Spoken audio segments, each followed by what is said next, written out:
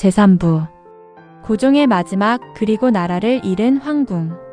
1907년 대한제국의 황제였던 고종은 일본의 압력으로 황제 자리에서 물러나야 했습니다.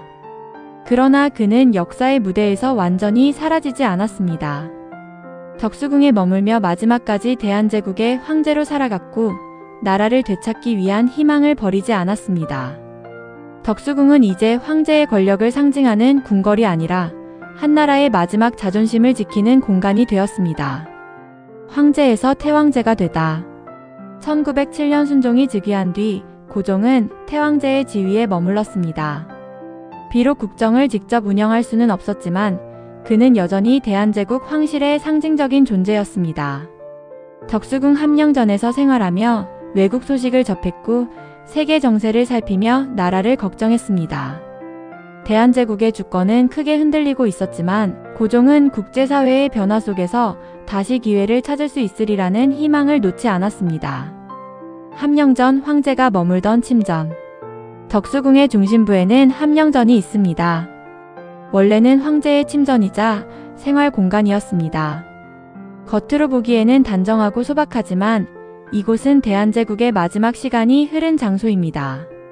고종은 이곳에서 신하들을 만나고 외국에서 들어온 소식을 들었으며 국권을 회복할 방법을 고민했습니다. 그리고 1919년 1월 함령전에서 생을 마감했습니다. 고종의 갑작스러운 서거.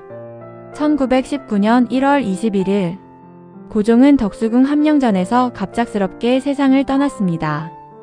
공식적으로는 병사로 발표되었지만 당시에는 독살설이 널리 퍼졌습니다.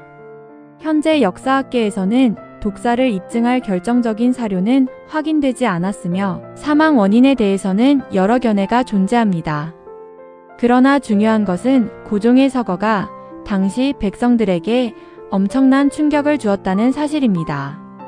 사람들은 황제가 억울하게 세상을 떠났다고 믿었고 나라를 잃은 현실에 대한 분노는 더욱 커져갔습니다. 30일 운동으로 이어진 슬픔. 고종의 국장은 1919년 3월 3일 거행되었습니다. 전국에서 수많은 사람들이 서울로 모여들었습니다. 이처럼 많은 사람이 모이는 기회를 독립운동가들은 놓치지 않았습니다. 국장 기간을 전후해 독립선언서가 준비되었고 1919년 3월 1일 서울을 시작으로 전국에서 만세운동이 일어났습니다. 역사학자들은 고종의 서거가 30일 운동을 촉발한 여러 중요한 요인 가운데 하나였다고 평가합니다. 덕수궁은 대한제국의 마지막 궁궐이자 대한민국 독립운동의 기억과도 이어지는 공간이 된 것입니다. 일제강점기 달라진 덕수궁. 국권을 잃은 뒤 덕수궁도 큰 변화를 겪었습니다. 궁궐의 영역은 점차 축소되었고 여러 전각이 철거되었습니다. 원래 덕수궁에는 지금보다 훨씬 많은 건물이 있었습니다. 하지만 도로를 내고 도시를 정비한다는 명목 아래 많은 전각이 사라졌습니다. 대한제국 황궁에 웅장했던 모습은 점차 역사 속으로 사라져갔습니다. 그럼에도 함령전, 중화전, 석조전 등 핵심 전각들은 남아 오늘날까지 그 시대를 증언하고 있습니다. 중화전 황제의 공식 무대. 덕수궁의 중심 전각은 중화전입니다. 이곳은 대한제국 황제가 공식 의식을 치르던 정전입니다. 중화전에서는 황제의 조회와 외국 사절 접견, 중요한 국가 행사가 열렸습니다. 조선시대의 왕이 아닌 대한제국의 황제로서 고종이 서 있던 공간이기도 합니다.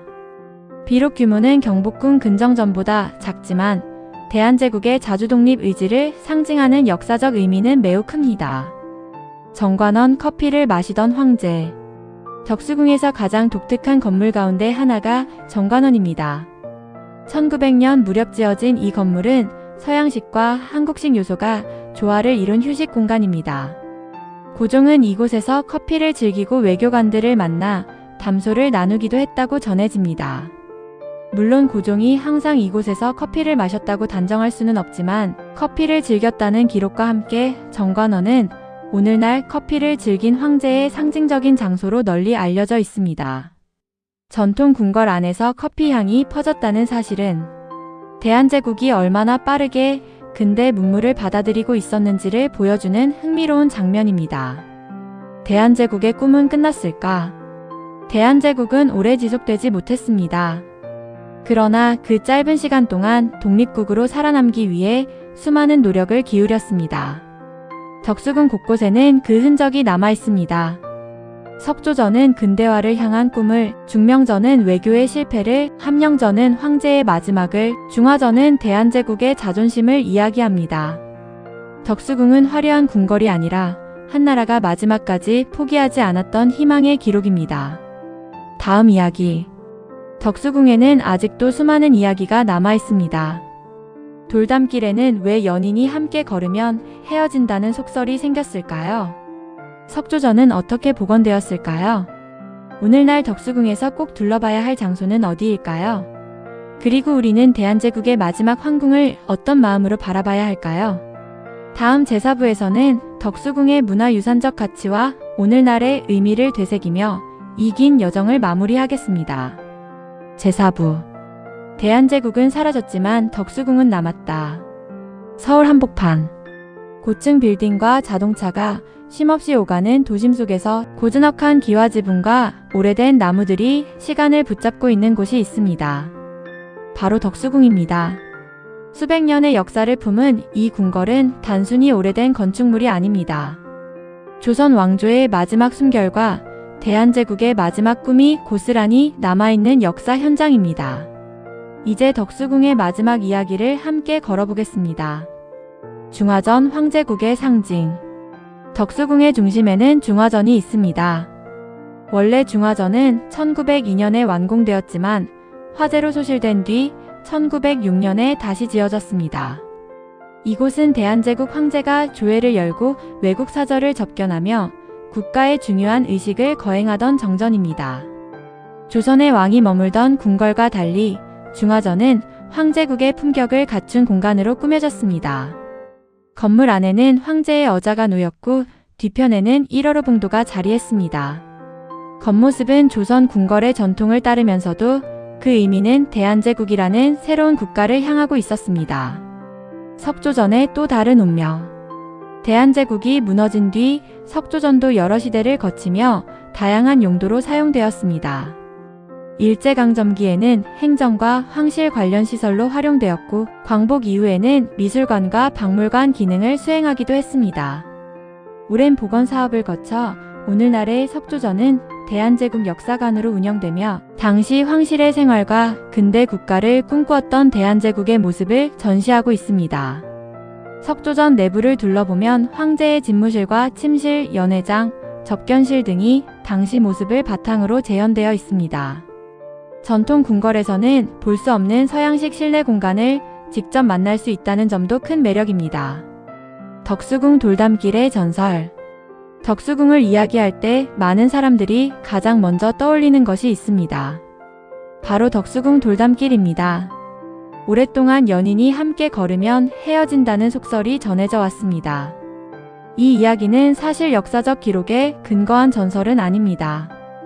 여러 설 가운데 가장 널리 알려진 것은 과거 돌담길.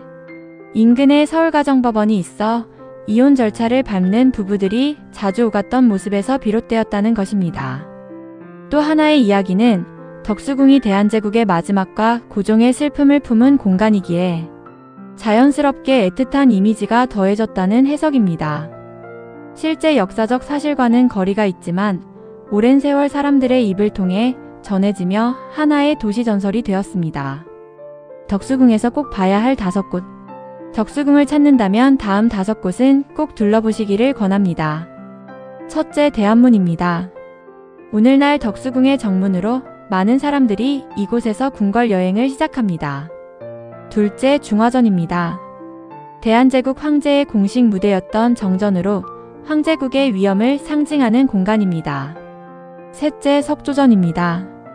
우리나라 최초의 본격적인 서양식 궁전으로 대한제국의 근대화 의지를 가장 잘 보여줍니다. 넷째, 정관원입니다.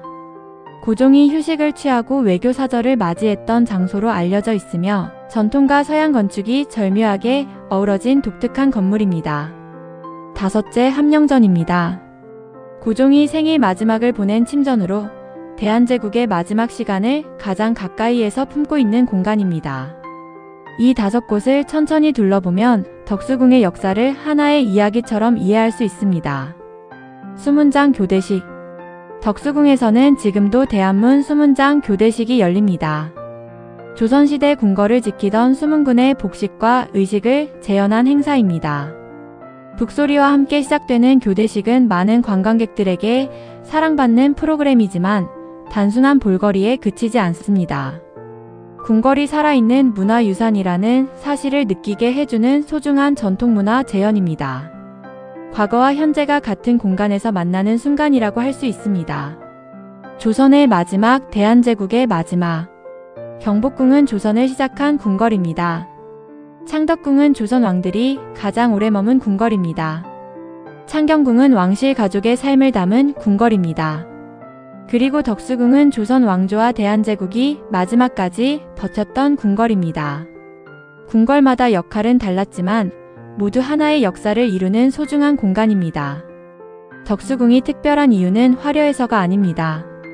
나라를 잃어가는 가장 어려운 순간까지 역사의 중심에 있었기 때문입니다. 우리가 덕수궁을 걸어야 하는 이유. 덕수궁을 걷다 보면 전통 한옥과 서양식 석조 건물이 자연스럽게 이어지는 풍경을 만납니다.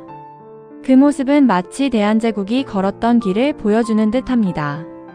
전통을 지키려 했고 근대를 받아들이려 했으며 독립국으로 살아남기 위해 치열하게 노력했던 시간. 비록 그 꿈은 끝내 이루어지지 못했지만 그 노력은 결코 헛되지 않았습니다. 대한제국의 경험은 오늘날 대한민국이 근대 국가로 성장하는 과정에도 중요한 역사적 밑거름이 되었습니다. 덕수궁은 실패의 역사만을 보여주는 곳이 아니라 끝까지 나라를 지키려 했던 의지와 도전의 역사를 기억하게 하는 공간입니다. 맺은 말. 덕수궁은 조선의 마지막 궁궐이자 대한제국의 마지막 황궁입니다. 이곳에는 황제의 꿈이 있었고 백성의 눈물이 있었으며 나라를 지키려 했던 외교와 개혁의 흔적이 남아 있습니다. 석조전의 돌기둥은 근대화를 향한 희망을 이야기하고 중명전은 외교의 아픔을 증언하며 함령전은 고종의 마지막 시간을 기억합니다. 역사는 언제나 승리만으로 이어지지 않습니다. 때로는 실패와 좌절 속에서도 후세가 배워야 할 가치가 남습니다. 덕수궁은 우리에게 이렇게 말하는 듯합니다. 나라의 힘은 건물의 크기가 아니라 그 시대를 살아간 사람들의 뜻에서 나온다. 그래서 우리는 덕수궁을 단순한 관광지가 아니라 대한민국 근현대사의 출발점 가운데 하나로 기억해야 합니다. 다음 편 예고. 다음 시간에는 조선 왕궁 이야기 제6편 경희궁 사라진 서걸의 비밀로 여러분을 안내하겠습니다. 조선 후기 왕들이 자주 머물렀던 서쪽 궁궐 왜 서걸이라 불렸을까요? 경희궁은 어떻게 조선 후기의 중요한 이궁이 되었고 일제강점기에는 왜 대부분의 전각이 헐려 학교와 관공서 부지가 되었을까요? 또한 서걸도안을 통해 사라진 궁궐의 원래 모습을 어떻게 복원하고 있는지 숭정전과 자정전, 태령전의 역사, 그리고 오늘날 우리가 만날 수 있는 경희궁의 모습까지 함께 살펴보겠습니다. 조선의 5궁궐 가운데 가장 많이 사라졌지만 여전히 깊은 역사를 품고 있는 경희궁에서 다음 이야기를 이어가겠습니다.